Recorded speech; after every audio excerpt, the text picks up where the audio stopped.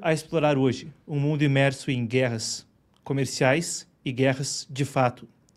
Num mundo que parece cada vez mais dividido e insular, no programa de hoje as nossas coberturas especiais vão explorar uma reportagem especial que vai a fundo sobre os laços entre a Coreia do Norte e a Rússia, revelando que milhões de munições, milhares de tropas foram enviadas do país lá na Península Coreana, então para a Rússia. Muito a ver com a guerra da Ucrânia e níveis não antes calculados. A gente vai passar por isso e pelo que a China tem a ver com esse enrosco. Falando na China, passaremos também por uma das medidas na guerra comercial, que tem passado por baixo do radar, meio desapercebida. Entretanto, impacta diretamente não só a relação com os Estados Unidos, mas a capacidade americana de fabricar os produtos bélicos que precisaria em uma guerra. E isso implica o Brasil, é a questão de indústria da mineração, a gente vai entrar nos detalhes. Isso e ainda cobertura especial sobre Trump versus Harvard vindo adiante no programa de hoje.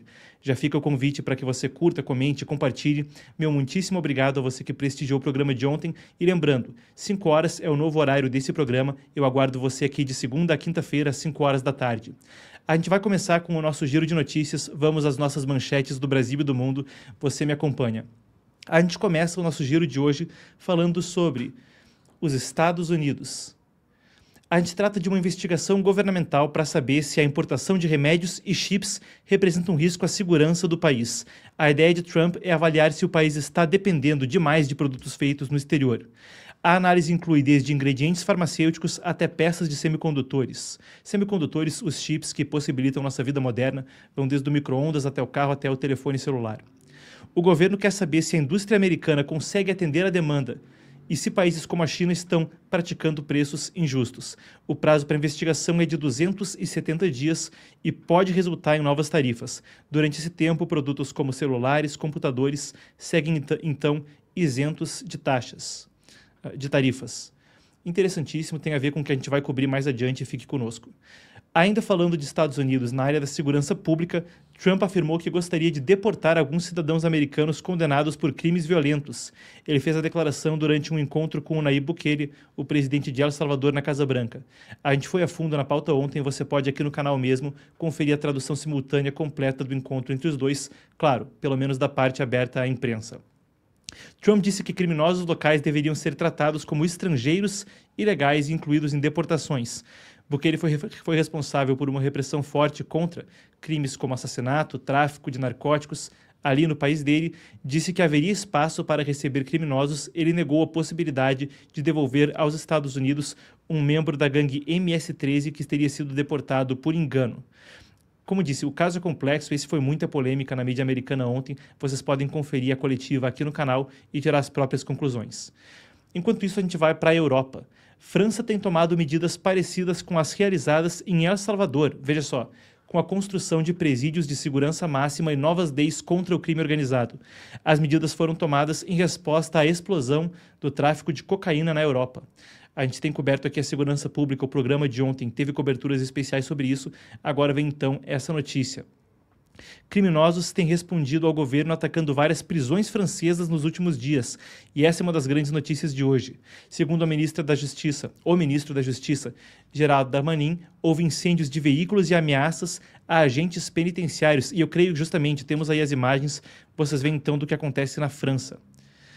No vídeo na tela, a gente pode ver 4 homens armados que bateram em uma van que transportava um líder de gangue de uma prisão para outra. A Promotoria Antiterrorismo, o órgão então responsável lá no país, assumiu a investigação dos ataques, que também envolve a inteligência interna francesa. O governo francês alerta que as ações buscam intimidar o Estado e afetam diretamente a segurança pública. Passando ainda pela Europa, o Parlamento da Hungria aprovou uma emenda constitucional que permite banir eventos públicos LGBTQ+. Interessantíssimo. O Parlamento da Hungria aprovou uma emenda constitucional que permite banir eventos públicos LGBTQ+, como a Parada do Orgulho Gay em Budapeste. Essa regra afirma que os direitos das crianças estão acima do direito de reunião e permite o uso de reconhecimento facial para identificar participantes de eventos proibidos.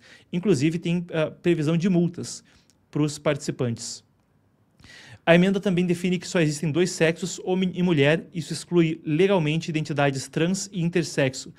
tem críticos que acusam o governo de usar a pauta para mobilizar a base conservadora antes de eleições que vêm adiante. Claro, Viktor Orbán é um dos líderes que constantemente recebe esse rótulo de populista de direita, um cara que já foi comparado ao Trump no passado ali na Hungria. A União Europeia e o Reino Unido anunciaram novos pacotes de ajuda para o Sudão, que está enfrentando uma guerra civil. A União Europeia prometeu 520 milhões de euros, o Reino Unido 120 milhões de libras. Na imagem a gente vê David Lammy, que é o secretário do Reino Unido, à esquerda, a comissária da União Europeia, Hadia Labib, no centro, e o comissário da União Africana, Bankole Adeoye, vocês veem então à direita. O ministro britânico David Lammy alertou sobre a situação no país africano. Ele pediu que o conflito não seja normalizado. Mais de 30 milhões de pessoas precisam de ajuda e 12 milhões foram deslocadas, segundo dados apresentados no evento. Pois é, para a gente dar um pouco de contexto, você que acompanha notícias internacionais há mais tempo, vai lembrar lá atrás a questão de Darfur por volta de 2004. Depois, por volta de 2011, o país foi dividido entre Sudão e Sudão do Sul, um conflito que envolve tanto questão étnica quanto petróleo em um território imenso ali na África. Já que a gente fala sobre regiões que estão em guerra e hoje em dia o mundo todo parece estar perto de uma, a União Europeia anunciou um pacote de ajuda de 1,6 bilhões de euros para a Autoridade Palestina, que é o órgão que governa a Cisjordânia. Se a gente pega ali o mapa da questão Israel-Palestina, a gente vê que tem, além de Israel ali, tem o território dividido da faixa de Gaza, e no mapa você vai ver, fazendo fronteira com a Jordânia, uma outra parte, frequentemente chamada também de Judéia e Samária, é o West Bank, para quem acompanha a imprensa internacional, a Cisjordânia. Esse valor vai ser destinado para gasto em Cisjordânia, Gaza e Jerusalém Oriental, que é administrada então também pela Autoridade Palestina. Cerca de um terço do total vai ser repassado diretamente ao orçamento da Autoridade Palestina para fortalecer a gestão pública, melhorar serviços e incentivar o setor privado. A agência da ONU que cuida de refugiados palestinos, o UNRWA, também receberá parte do dinheiro. A União Europeia defende que a Autoridade Palestina assuma o controle da faixa de Gaza e que eles são os legítimos governantes da área dominada pelo Hamas. Uma notícia que não deixa também de ter um quê explosivo. Anteriormente foi mostrado que funcionários dessa agência, a UNRWA, estiveram mesmo diretamente envolvidos nos massacres de 7 de outubro.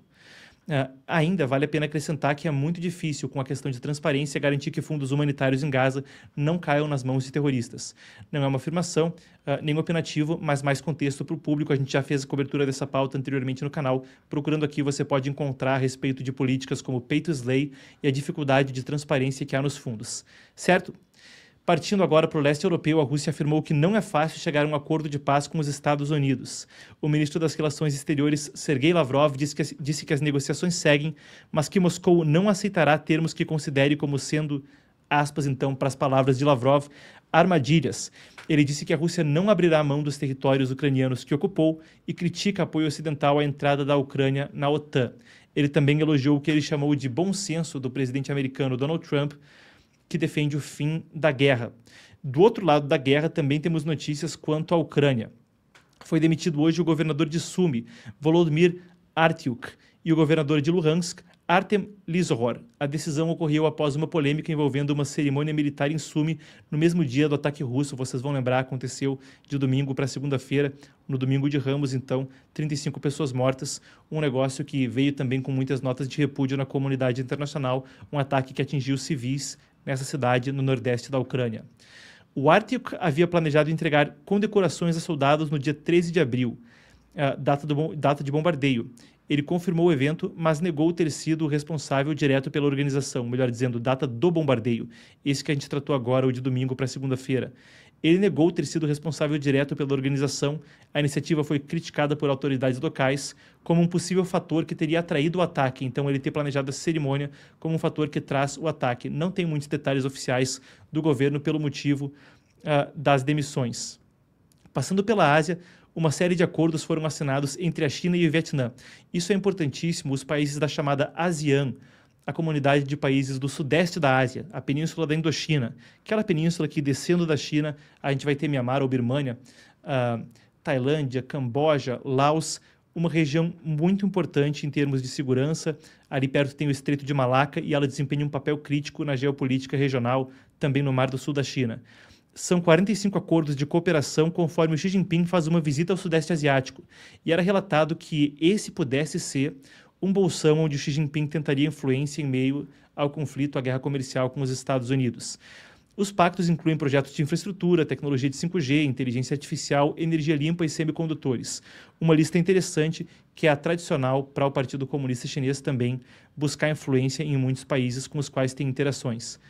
Isso visa buscar, novamente, alianças regionais, lembrando as tarifas americanas chegam a 145% e seguem no contexto de pressão econômica à China.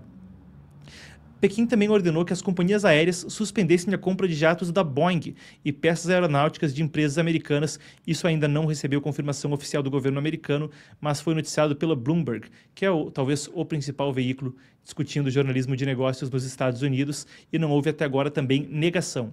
É uma resposta direta às tarifas de Donald Trump sobre os produtos chineses.